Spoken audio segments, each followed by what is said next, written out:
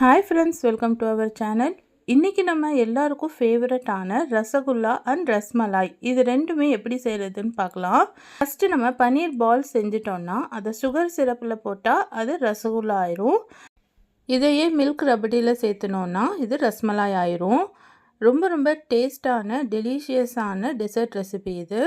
வாங்க இது எப்படி செய்கிறதுன்னு வீடியோவில் பார்க்கலாம். இப்போ ஒரு கடாய் எடுத்துக்கோங்க. இதில் ஃபுல் க்ரீம் மில்க்கு 1 லிட்டர் அளவுக்கு சேர்த்திக்க போகிறோம். இன்றைக்கி ஆவினில் ஆரஞ்சு கலர் பேக்கெட் எடுத்திருக்கேன், 1 லிட்டர் எடுத்திருக்கேன். இது போட்டு நல்லா சூடு பண்ணிக்கோங்க. அடுப்பை லோ ஃப்ளேம்லேயே வச்சு நல்லா சூடு பண்ணிக்கோங்க. ஒரு கொதி வரட்டும். இப்போ ஒரு கொதி வந்துருச்சு. இதில் ஒரு அரை மூடி அளவுக்கு லெமன் பிழிஞ்சு விட போகிறோம். ஒரே டைமில் பிழிஞ்சிடக்கூடாது. ஃபஸ்ட்டு ஒரு 5-6 ட்ராப்ஸ் பிழிஞ்சு விட்டுக்கோங்க. பிழிஞ்சு விட்டோடனே கொதிக்க ஆரம்பிக்கும். பால் கொஞ்சம் கொஞ்சமாக தெரிஞ்சு வரும். பாருங்கள், இப்போ ஒரு அளவுக்கு பால் திரிஞ்சு வந்துருச்சு. இதுக்கப்புறம் இன்னும் கொஞ்சம் எலுமிச்சம்பழ சாறு சேர்த்திக்கலாம். ஒரே டைமில் அரை மூடியும் சேர்த்திடக்கூடாது. ஒவ்வொரு டைம் திரிஞ்சு போகாமல் விட்டுரும் அப்படியே. அதனால் கொஞ்சம் கொஞ்சமாக சேர்த்துனோன்னா நல்லா கொதிக்க கொதிக்க இந்த மாதிரி ஆயிரும். தண்ணி தனியாக பன்னீர் தனியாக வந்துடும். இந்த மாதிரி ஸ்டேஜ் வந்ததுக்கப்புறம் நம்ம அடுப்பை ஆஃப் பண்ணிடலாம். இப்போ இதை நம்ம ஃபில்டர் பண்ண போகிறோம். இந்த ஃபில்டர் பண்ணி வர தண்ணியை வே வாட்டர் சொல்லுவாங்க. அதில் ரொம்ப சத்து இருக்குது. இது ஃபில்டர் பண்ணதுக்கப்புறம் இதோட தண்ணியை நம்ம மாவு பிசைகிறதுக்கோ இல்லை காய் வேக வைக்கிறதுக்கெல்லாமே யூஸ் பண்ணிக்கலாம்.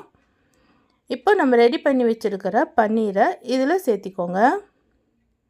கீழே ஒரு ஃபில்டர் வச்சு மேலே ஒரு காட்டன் துணி வச்சுருக்கேன், அதில் நம்ம ஊற்றிடலாம். ஊற்றிட்டு இது நம்ம நல்லா ஃபில்டர் பண்ணி எடுக்கணும். இப்போ நம்ம இந்த பாலில் எலுமிச்சம்பழம் சாறு கலந்துருக்கோம். அதனால் இதை தண்ணி ஊற்றி நல்லா வாஷ் பண்ணிடணும்.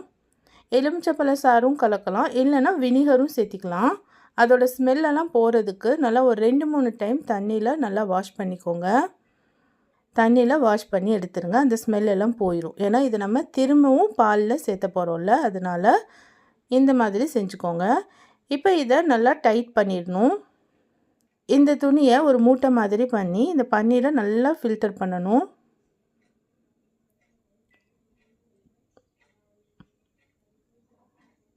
நல்லா டைட்டாக ப்ரெஸ் பண்ணி விடுங்க. பாருங்கள் எவ்வளோ தண்ணி இருக்குது. இதை நான் இப்போ செடிகளுக்கு தான் ஊற்ற போகிறேன். இப்போ நம்ம ரெடி பண்ணி வச்சுருக்கிற மூட்டையை மேலே ஒரு வெயிட் வச்சு ஒரு 10 நிமிஷம் அப்படியே வைக்கணும். இந்த மாதிரி ஒரு வெயிட் வச்சு ஒரு ஓரமாக வச்சுருங்க.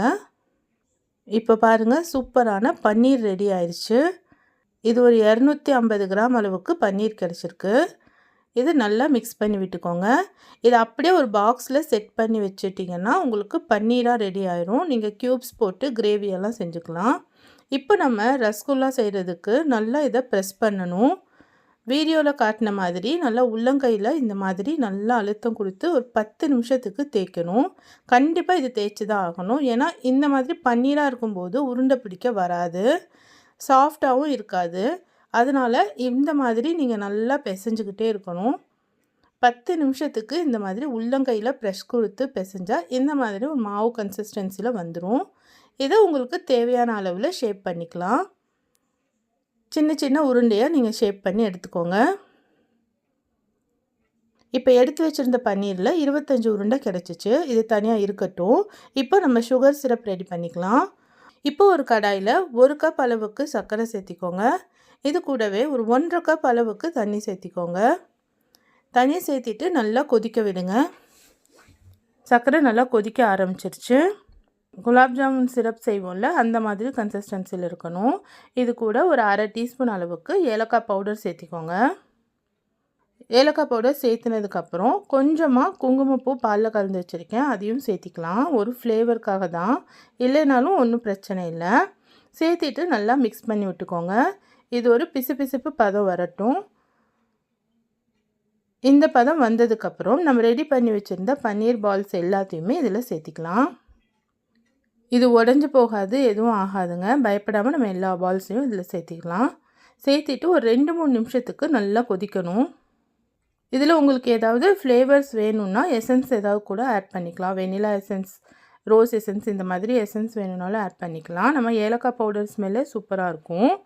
இது எல்லாத்தையுமே சேர்த்தியாச்சு. சேர்த்திட்டு ஒரு 2 நிமிஷத்துக்கு இப்படியே மூடி வச்சுருங்க. இப்போ பாருங்கள், நம்ம போட்ட சைஸில் இருந்து டபுள் மடங்கு ஆயிருக்கும். இந்த மாதிரி டபுள் மடங்கு ஆனால் தான் நம்ம ரெடி பண்ணி வச்சுருந்தது கரெக்டுன்னு அர்த்தம். இது நல்ல சாஃப்டாக இருக்கும். நம்ம நல்லா ப்ரெஸ் பண்ணோன்னா திரும்பவும் அதோட ஷேப்க்கு வந்துடும். அந்த மாதிரி இருக்கணும். இந்த ஷேப் வந்தோடனே இதை ஆஃப் பண்ணி தனியாக வச்சுருங்க. இப்போ நம்ம மில்க் ரபடி ரெடி பண்ணிடலாம். ஒரு கடாயில் 3/4 லிட்டர் அளவுக்கு பால் சேர்த்திக்கோங்க. நல்லா திக்கான பாலாக சேர்த்திக்கோங்க. பாலாடையெல்லாம் இருந்துச்சுன்னா அதையும் சேர்த்திக்கலாம். எல்லாத்தையும் சேர்த்தி நல்லா மிக்ஸ் பண்ணி விடுங்க. நான் கொஞ்சம் பாலாடையெல்லாம் இருந்துச்சு, அதையும் மிக்சியில் அடித்து நான் சேர்த்திக்கிட்டேன். பாலாடை இல்லைன்னா மில்க் மேட் இருந்தாலும் சேர்த்திக்கலாம். இல்லைன்னா பாலையே நல்லா சுண்ட காய்ச்சிருங்க, அதுவே போதும். இப்போ இந்த பால் நல்லா ஒரு 1/2 லிட்டர் ஆகிற வரைக்கும் நல்லா சுண்ட காய்ச்சிக்கோங்க. நல்லா மிக்ஸ் பண்ணி விட்டுட்டே இருங்க, அடி பிடிச்சிட போகுது. நல்லா கொஞ்சம் திக்காய் வரட்டும். இதில் 1/4 கப் அளவுக்கு சர்க்கரை சேர்த்திக்கலாம். சர்க்கரை சேர்த்து நல்லா கொதி வரட்டும். இதில் கொஞ்சமாக குங்குமப்பூ பாலில் மிக்ஸ் பண்ணி வச்சுருந்தேன், அது சேர்த்திக்கலாம் நல்ல ஃப்ளேவருக்காக. இப்போ இதில் நம்ம தேவையான அளவு நட்ஸு சேர்த்திக்கணும். நான் பாதாம், முந்திரி, பிஸ்தா இது 3மே எடுத்திருக்கேன். உங்களுக்கு எந்த நட்ஸ் வேணுமோ அது சேர்த்திக்கோங்க. எல்லாமே சேர்த்து ஒரு 1/2 கப் அளவுக்கு சேர்த்திருக்கேன்.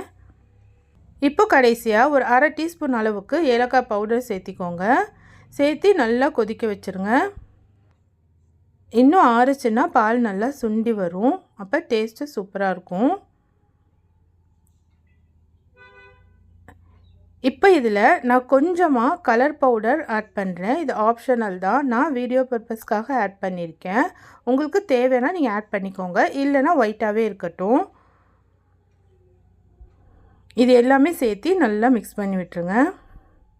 இந்த மாதிரி இல்லாமல் இன்னும் உங்களுக்கு க்ரீமியாக வேணும் அப்படின்னா ஒரு 1/2 டீஸ்பூன் அளவுக்கு கார்ன்ஃப்ளவர் மாவை தண்ணியில் ஆட் பண்ணிவிட்டு சேர்த்திக்கோங்க. கொஞ்சம் திக்காயிரும், நல்லாயிருக்கும். இப்போ நான் இதை ஆஃப் பண்ணிவிட்டு ஆற வச்சிட்றேன். அவ்வளோதாங்க. இப்போ சர்வ் பண்ணலாம். சுகர் சிரப்பில் போட்ட ரசகுல்லா ரெடி ஆயிடுச்சு. இப்போ நம்ம மில்க் ரபடியில் சேர்த்தணும்ல, அதுக்காக ரசகுல்லாவை எடுத்து கொஞ்சம் ஒரு தட்டு வச்சு அந்த சிரப் எல்லாமே நம்ம ஃபில்டர் பண்ணிடணும்.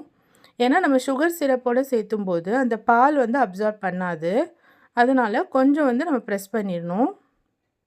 இந்த மாதிரி ப்ரெஸ் பண்ணி சுகர் சிரப் எல்லாத்தையுமே எடுத்துட்டு நம்ம மில்க் ஊற்றும்போது நல்லா அப்சார்ப் பண்ணும். அவ்வளோதாங்க, சூப்பரான ரசகுல்லா, ரஸ்மலாய் 2 டிஷ்ஷும் செஞ்சாச்சு. கண்டிப்பாக நீங்களும் இதை ட்ரை பண்ணி பார்த்துட்டு எப்படி இருந்துச்சுன்னு சொல்லுங்கள். இந்த வீடியோ உங்களுக்கு பிடிச்சிருந்துச்சுன்னா மறக்காமல் நம்ம சேனலை லைக் பண்ணுங்கள், ஷேர் பண்ணுங்கள், சப்ஸ்கிரைப் பண்ணுங்கள். தேங்க்யூ ஃபார் வாட்சிங்.